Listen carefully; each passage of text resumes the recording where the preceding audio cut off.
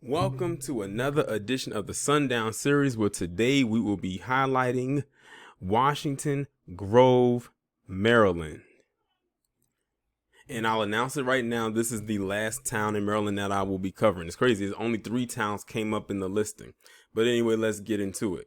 Washington Grove, Maryland is a town in Montgomery County. Before I go any further, have you noticed that all the towns that I talked about in Maryland are all in Montgomery County?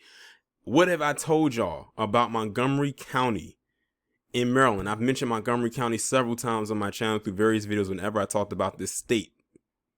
Montgomery County is predominantly PC, so it doesn't surprise me that a lot of these towns that I talked about, or all of them for that matter, fall in this county. The population was 555.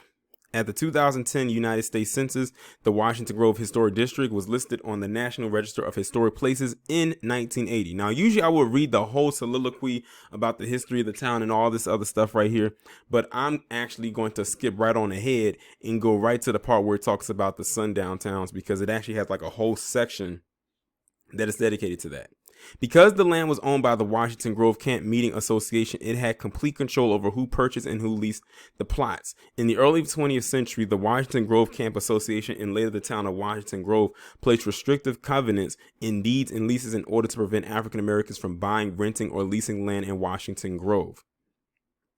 This is exemplified in one of many deeds, such as one dating from 1925 that reads that whereas the death rate of persons of African descent is much greater than the death rate of persons of the white race and affects injuriously the health of the town and the village communities, as the permanent location of persons of African descent in such places as owners or tenants constitutes an irreparable injury to the value and usefulness of real estate in the interest of public health, and to prevent irreparable injury to the grantor or his successors, and assigns the owners of adjacent real estate, the grantees, their heirs, and assigns hereby covenant and agree with the grantor, his successors, and assigns that they will not sell, conveyor, rent the premises hereby conveyed, the whole or any part thereof, of any structure thereon, to any person of African descent.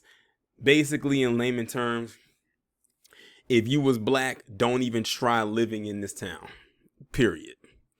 A black Methodist camp was founded in 1864 as Emory Grove that predated Washington Grove, less than a mile separated from 2 towns, and many of the residents of Emory Grove worked for the residents of Washington Grove. The superintendent of the Washington Grove grounds was a resident of Emory Grove named William A. Scott. Following an incident in 1892 when Emory Grove native Jesse Lancaster ransacked homes in Washington Grove, William A. Scott was forced out. Subsequently, in 1897, the gates to Washington Grove were closed, thus preventing anyone from walking through Washington Grove. This closing severely hindered the ability of Emory Grove residents to reach the train stop on the other side of Washington Grove. The highest amount of people they've ever had in this town was in 1970, where it was 688. This town has never surpassed 1,000 people. It's never reached it since its inception, and it's still in right now. It's just in a free fall. Well, they actually went up a whole whopping 5 people since 2010, because in 2019 they jumped from 6 people. They jumped from 555 to 561, so they only gained 6 people. Let's see. The racial makeup of the town is 85.2% white, 4% black, 7.4% Asian, 2.5% from other races, and 0.9% from 2 or more races. Hispanic or Latino of any race are 5.6% of the population.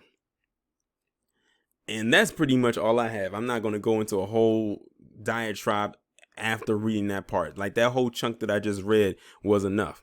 But this concludes this edition of the Sundown series, and it also brings a close to yet another state, the state that I currently live in, which is Maryland.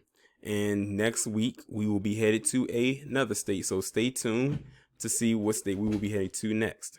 So with that being said, make sure that y'all like, comment, share, subscribe, and also make sure that you text the number that is pinned down in the comments below so you can receive notifications every time I upload a new video or go live.